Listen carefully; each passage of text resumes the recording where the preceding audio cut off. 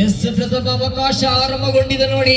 MFC ಮಂಗಲಿಮಾರ್ level ಮಾದರಿಯ KG ವಿಭಾಗದಲ್ಲಿ ಬಹಳಷ್ಟು ಪ್ರಶಸ್ತಿಗಳನ್ನು ಗಳಿಸಿದಂತ ತಂಡವಾಗಿದೆ ನೋಡಿ MFC ಮಂಗಲಿಮಾರ್. ಆದರೆ ಇಲ್ಲಿ ಹಗ್ಗ ಜಗ್ಗಾಟದ ಲೆವೆಲ್ ಮಾದರಿಯಲ್ಲಿ ಪ್ರಥಮ ಬಾರಿಗೆ ಹಗ್ಗವನ್ನ ಹಿಡಿಯುವಂತ ತಂಡ ನೋಡಿ ರಾಮ ಭಕ್ತಾಂಜನೇಯ ಬಿಸಿ ರೋಡು. ಇದಕ್ಕೆ ಎದುರಾಳಿಗೆ ಟಕ್ಕರಿಂದ ಓಡುತ್ತಾ ಇದೆ.